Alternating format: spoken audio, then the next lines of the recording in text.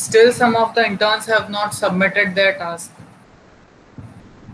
See, if you don't submit the task, I will make sure that you will not be getting the internship certificates. Just a second, give me 5 minutes, guys.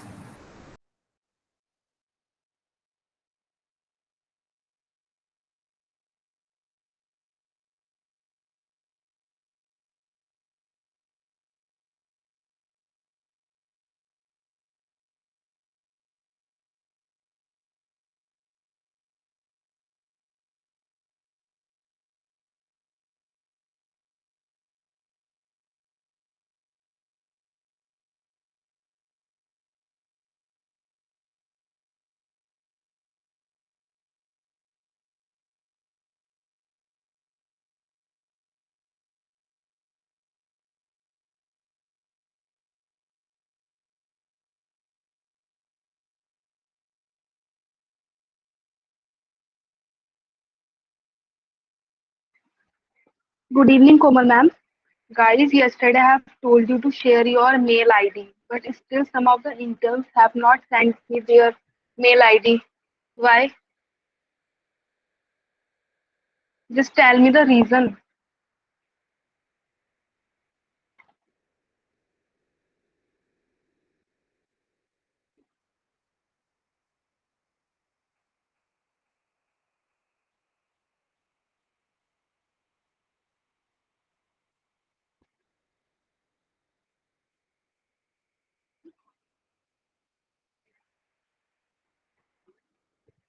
Hello guys, why are not replying? Yes, Komal ma'am, I've got your mail ID. What about others?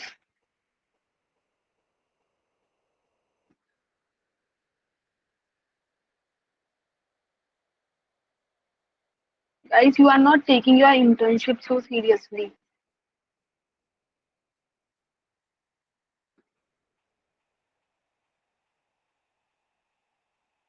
Yes, sir. I am Shipali ma'am. You have shared.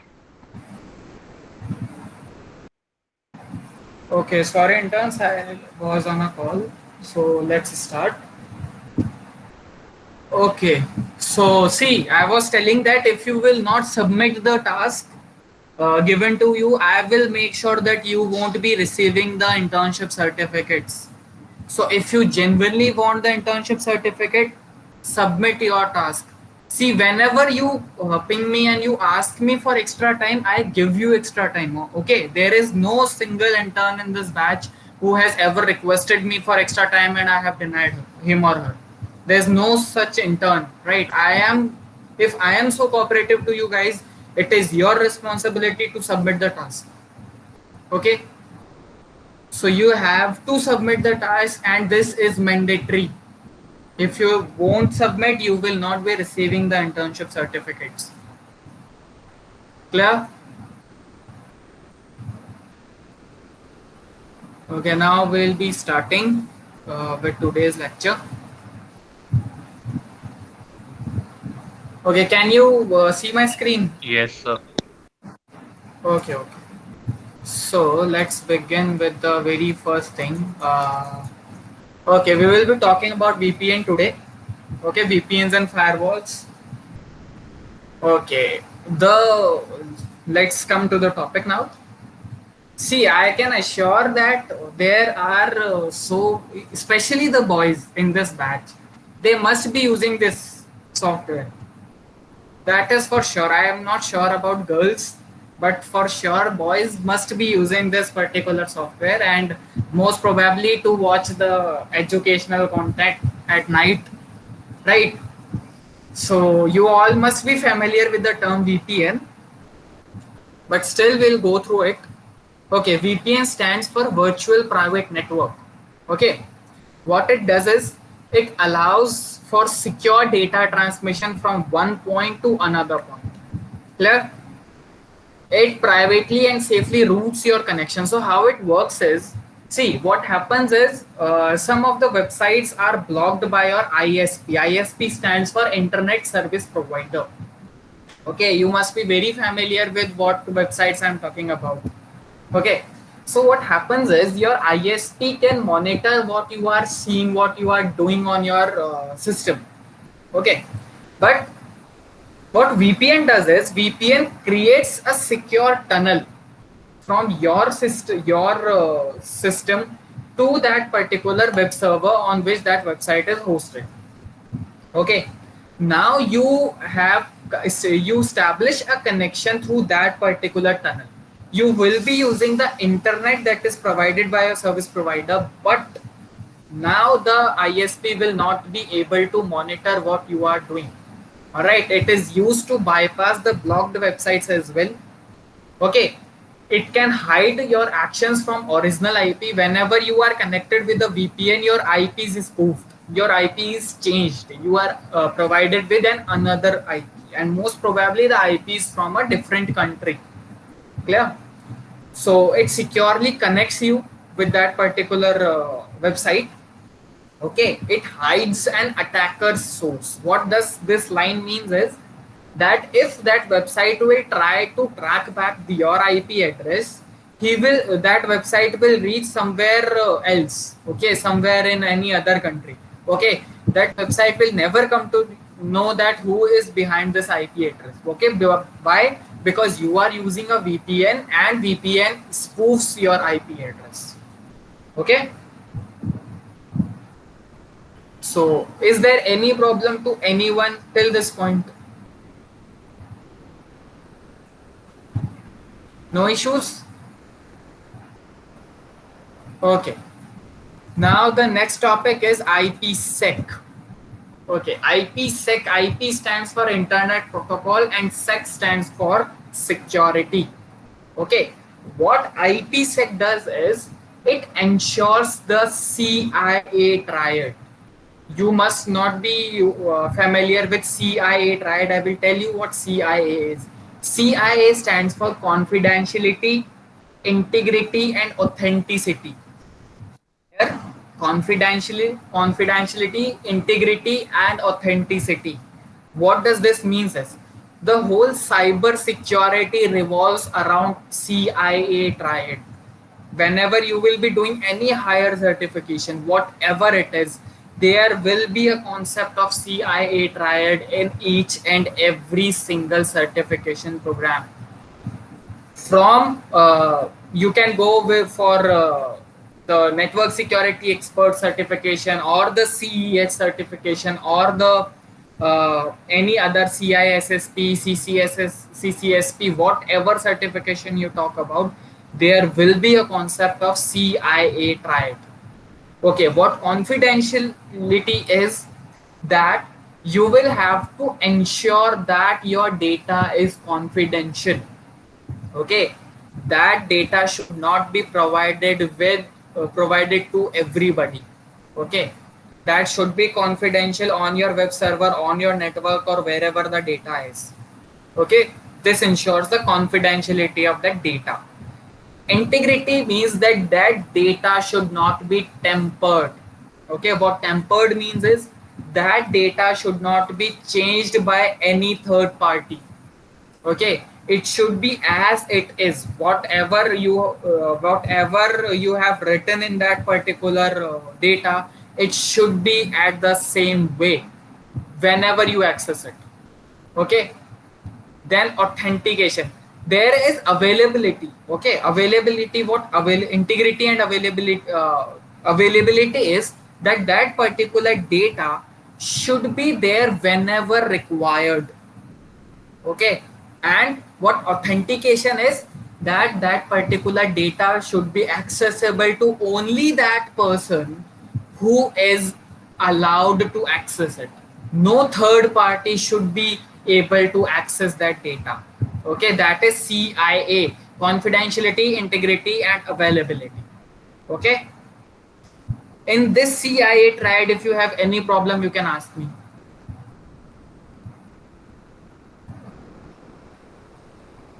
Clear?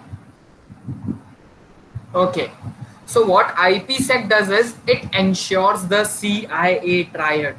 Okay, it ensures that CIA should be implemented there. It should not be compromised at any cost. Okay, IPsec will never compromise with the CIA triad. Clear? Okay, now IPsec has two protocols. One is authentication header, which is AH, and the another one is encapsulating security payload, what is ESP. Okay, now how this process takes place is, what happens is, uh, the traffic starts the IPsec transaction, the very first thing. Then there is another phase which is IKE phase 1, then IKE phase 2, then it is transfer of data, then it is termination. I will be explaining what these things are. Okay, what authentication header is, see, whenever you share a data with someone, for example, if I want to share a data with Shefali ma'am, what will happen is that there, before sharing that data, a secret key will be shared between me and Shefali ma'am. Okay, if I want to share a data to Shefali ma'am, what will happen is, before sharing of that data, a secret key will be sent to Shefali ma'am. Now on the second step, I will be sharing the data. Okay, when the data is reached to Shefali ma'am, now Shefali ma'am will match that key with the hashes of the raw data. That means she will be matching the key and the data together. If the key matches, then Shefali ma'am will accept the data, and if the it does not match, that means the key is different and the data is different. That means there is a tampering happened in between while sharing. Okay, now see, if I am sharing a data, it is understood that I will not tamper the data. If the data is reached to Shefali ma'am will not tamper the data at all. That means there must be a man in the middle attack happened in between. Okay, a third party came in between who tampered the data. But what happened is, just because the key was shared before, now Shefali ma'am will not accept that data, and a notification will come back to me that Shefali ma'am has rejected that data due to the mismatch of the key and hash. Now I will send the data again. Clear? Shefali ma'am will continuously reject the data until and unless the key and the raw data is matched. Clear? This is what authentication header is. Now, what is ESP? ESP is encapsulating security payload. What it does is, it provides an encryption to the IP packet layer. See, your IP address will be transferred in a packet as well. Okay, so through which that IP packet is transferring through that layer, ESP will encrypt that layer as well. And what it will use it? By default, it uses 56-bit DES. DES stands for Data Encryption Standard. Okay, by default, it will use 56-bit DES, okay, to encrypt that particular layer. Now it has some encryption protocols. One is IKE, then it's SHA-1, and we have 3DES. I will be telling what these things are. Okay, we have two modes of sharing that data. One is tunnel mode and the another one is transport mode. Okay, see, if I am sharing a data through gateways, what gateways means is that, for example, Shefali ma'am is in another state. Okay, I am in another state. Now I have a Wi-Fi at my home, so my Wi-Fi is my gateway. Similarly, if Shefali ma'am is having a Wi-Fi in her home, that Wi-Fi is also a gateway. So if I am sharing my data from one gateway to another, I will be using the tunnel mode. And if Shefali ma'am and me are in the same network, we will be using transport mode. Till this point, if anybody have any doubt, you can ask me. These things are very important because these are asked in the interview. Okay, whenever you will sit for a security interview, these things might be asked from you guys. Clear till this point? Okay, so we will be going with another one, that is IKE.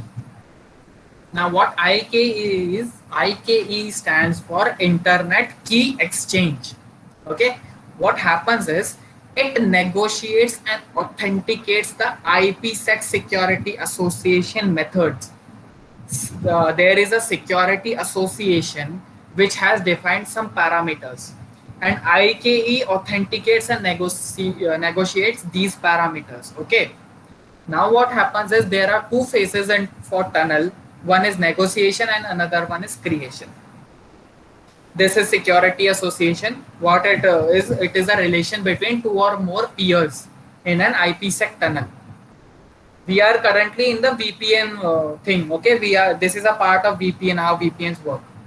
Okay, what settings are there in security association is, one is destination address. Destination address means the IP address of Shefali ma'am, because I want to share the data with her. Then the destination host name is, for example, her system name is also Shefali, so that is the destination host name. Then it will check for the mode, how I want to share the data. If I am sharing a data gateway to gateway, it will be using tunnel mode. If I am sharing a data from in we are in the same network, it will be using transport mode. Then the algorithm is defined, through which algorithm it will be used for the tunnel. Then it will make sure that tunnel should be alive until and unless the data is completely transferred. Clear? Now what happens into the first part is, see, it authenticates the identities of IPsec peers. What it means is that firstly, this will identify that if I want to share the data with Shefali ma'am, is she there? Okay, there should be no other party by the name of Shefali. It should be her herself. Okay, now, in the second step, it ensures the security standard, security association policy. Okay, it ensures that it should be matched between the two peers. Now it performs Diffie-Hellman exchange. Diffie-Hellman is an encryption algorithm. If you are from the BTech, you must have studied this in your last to last semesters. Okay, encryption, that cryptography. Okay, there must be a subject of cryptography, and you must be have studied this Diffie-Hellman. Okay, so this is an encryption algorithm. Okay, through this algorithm, a secret key is generated first. Then a secure temporary connection is made in that tunnel itself. What the secure temporary connection will do is, it will pass the security key to Shefali ma'am. Clear? Once the security key is passed to her, it will destroy that temporary connection. Okay, now you are remained with only that tunnel. Now, what happens is, there are two modes. See, in transferring of data, there are two modes. One is main mode, which is by default, and another one is aggressive mode. Okay, what happens in main mode is, if you remember, I taught you TCP handshake, which stands for three-way handshake, right? So what it does is, it performs a two-way exchanges three times. Okay, two-way exchanges are performed three times. What will happen is, at the very first part, it will agree upon algorithm and hashes for that particular tunnel that will be used to create that tunnel. In the second part, it will use Diffie-Hellman algorithm to generate the keys, and it will pass them. Into the third, it will again identify the peer based on the IP address. Peer means it will identify Shefali ma'am on based on the IP address. Okay, this is by default. What happens in aggressive mode is, see, just because it is default, it is very secure as well. Okay, this main mode is secure as well because it performs three times two-way exchanges. Okay, but what happens in aggressive mode is, what aggressive mode will do is, it will take a bulk of data and it will just send everything in fewest packets. What fewest packets is that, for example, I have a bulk of data, I will just set them in fewest packets. For example, I want to send a data, and what I am doing is, I am just clustering it together. Okay, I don't care how much the packet size increases, how much the uh, s- uh, packets are created. What I want is maximum data stored in fewest packets. That's it, and it will just send that packet in a very high speed. Clear? But it will not perform three two-way exchanges or any such things. It is given an IP address, it will not check that IP address or something again and again. Okay, it will not check it, it will just send the data in bulk. Now what happens is, if you use aggressive mode, the data can be sniffed. Okay, a third party attacker can sniff the data. This is the drawback. Okay, now, what is phase two? In phase two, what happens is uh, the upper two parameters are same, but into the third part, it again and again renegotiates the SA parameters. That means it will again and again check that there should not be a third party into the tunnel. Okay, if the data is transferred between me and Shafali ma'am, there should be no third party. So it will periodically check it again and again, and that's the reason it is secure. Now, if you have any doubt till this point, you can ask me.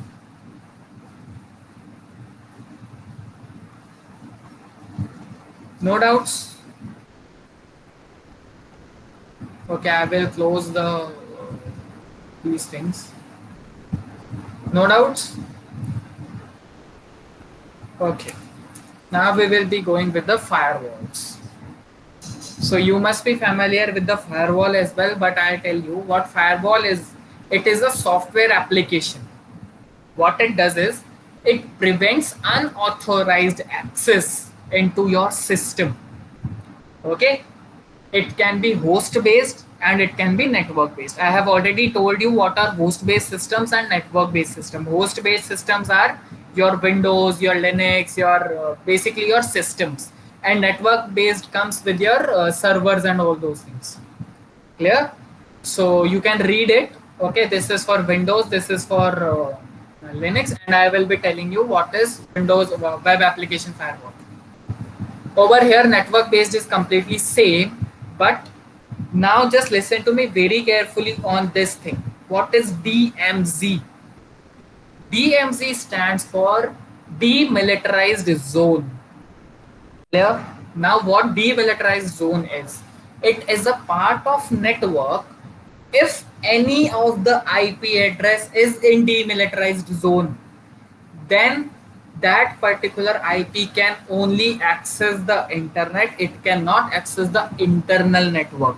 Now I will tell you the practical use of DMZ. Okay, again I'm telling you what DMZ is. DMZ is demilitarized zone. If any IP address is in DMZ, it can only access the internet. It cannot access the internal network. Okay, now what happens is, see, you may have heard that there must be a cyber attack. There is a cyber attack done on that particular company. What happens is, if there is a cyber security, if there is any company and it is having a cyber security team, what happens is, see, whenever an attack has happened on the network or on the organization, there is one person who opens the incident in that security team. What this means is that there must be one person who will identify that, okay, yes, there is a attack being done on our company. Now it will notify it to the company, to that cyber security team, that okay, we are under a cyber attack. This notification, notifying your company of a cyber attack, is incident. This is an incident, and by notifying this thing to your company, you are actually opening an incident. Okay, once an incident is opened, then a notification is sent to all the cyber security personnel of that company on their mobile phones, on their PC notification, on their email IDs, or any other part as well. Okay, they are sent with a notification that there is an incident opened. Clear?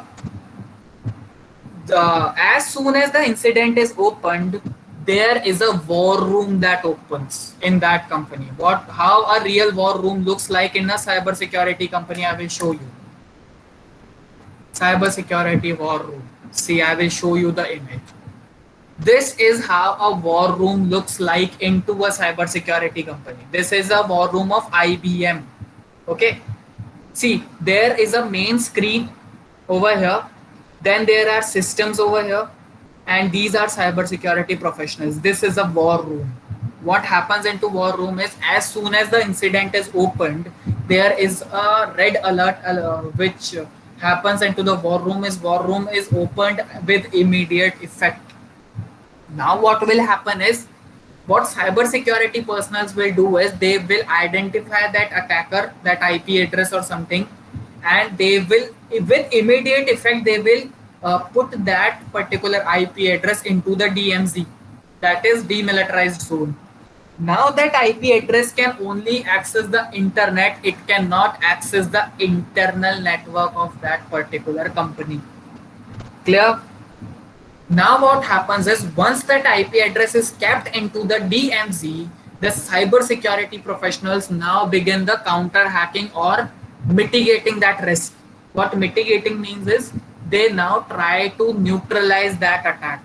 How they neutralize? Either they will block that IP address, they will do a counter hacking, or they will do any other thing just to stop that IP address from attacking. Clear? This is known as mitigating that particular risk. As soon as that IP address is mitigated, as soon as the attack is mitigated, what these cyber professionals do is, they now watch on the network. What they watch? They watch about the systems, how much systems are infected by this particular IP address or by this attack. Clear? Once they identify these systems, they, with immediate effect, they disconnect these systems from the main network of the company. Clear? Now what happens is, these systems are immediately transferred to the DFIR team. What DFIR is? DFIR team. What is this? It stands for Digital Forensics and Incidents Response Team. With immediate effect, these systems are transferred to the Digital Forensics team. Now what these people do is, these people do a digital forensics investigation on these systems, how that IP address came to these systems, what were the loopholes, how much data it stealed, what activities it performed, and everything. Okay, basically they do every trick just to find out what are the losses done by these systems or on these systems. Clear? This is what digital forensics team does. Now another team, another cyber security team, what they do is, they just watch the network, how that particular person was in, how that particular attacker came into the network. They will begin a cyber security investigation. Now a cyber investigation is initiated with immediate effect. They will check how that attacker came into this particular network. See, they are mitigating and they are doing this investigation over here. Clear? This is a war room. Okay. This is of Soteria Academy's war room something. Okay. Now they will check they will do every possible cyber investigation from where that attacker came. And another team, there will be another team which will investigate on that particular attacker, who that attacker was, from where he came from, what was the intention of that attacker. Clear? There will be another team of network security expert who will monitor the network, that is there any attack going on, or is there any other third party into the network right now. Then they will investigate what were the loopholes that were used by that attacker. Clear? So this is the main process which is done after the DMZ is done. Clear? When the attacker is capped into the DMZ, it is neutralized, and after that these investigations begin. Clear? And this happens in reality. Okay, this is the reality of a company. Okay, so what network base does is, it normally handles the network based firewalls handles the access of DMZs. Clear? Now there is an ACL. What ACL is? Access Control List. Okay, it is a list which is having rules and regulations for that firewall. How, what type of IP address should be blocked, what type of IP address should be allowed, what type of IP address should be dropped, or everything. Okay, so whatever rules and regulations are there for a firewall, they are saved into the access control list. Till this point, if anybody have any doubt, you can ask me.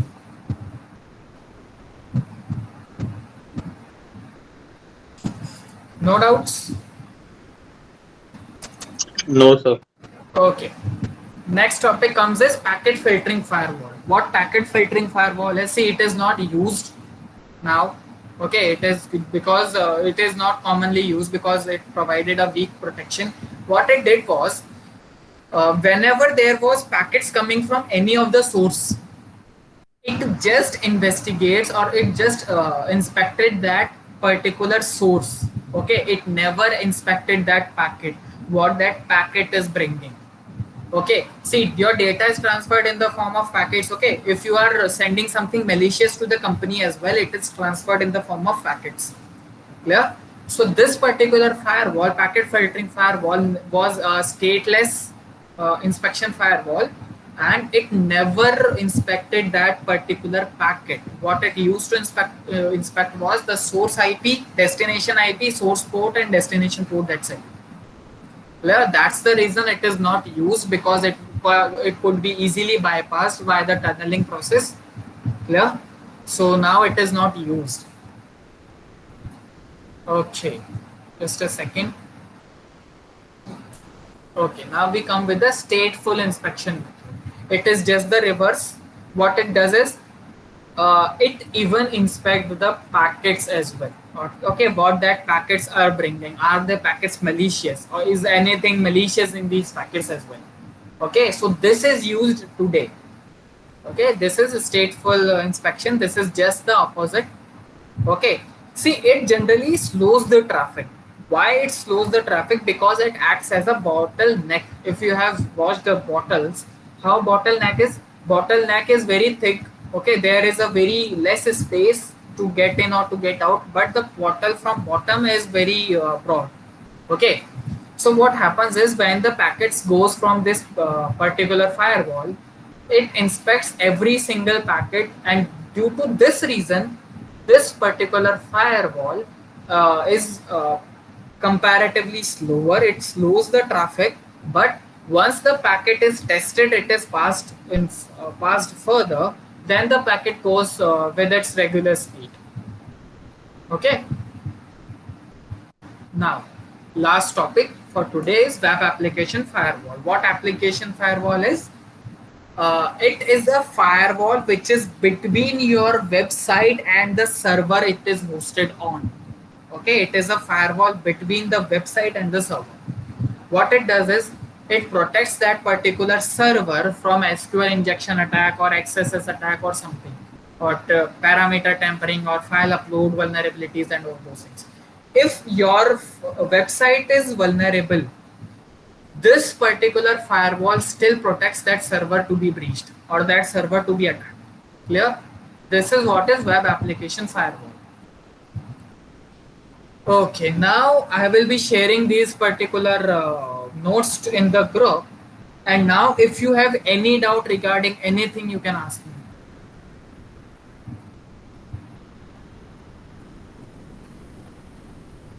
Anything you want to ask?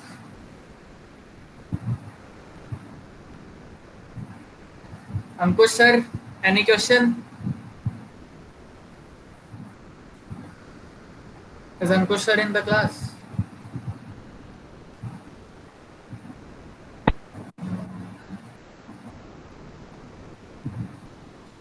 I'm not seeing him. Maybe he's not. No, sir, he is Okay, he's not. absent. Okay, no problem. Sir, how we have to register for CyberGem, as we haven't received any form or? Actually, I too don't know about it. I think there will be a link provided to you guys, and I will ask Riya ma'am, and then I will get back to you. Okay, I will post it into group. Okay, sir. Sir, Riya ma'am said we will get 2 days before. What do you Okay, say, then we Arvind? will wait. Then we'll just wait. Okay. O- If Okay. she has said that, then we will get that particular form. No issues. And sir, what type of questions will come in the MCQ? MCQ questions will be beginner, intermediate, and high level. Okay.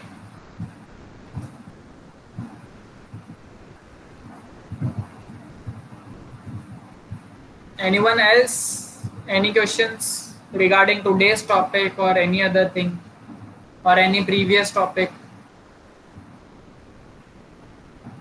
No issues? Okay. So, ma'am, have you taken the attendance? Yes, sir. Okay. So, if you have doubts, you can ask me or else you can leave. Thank you.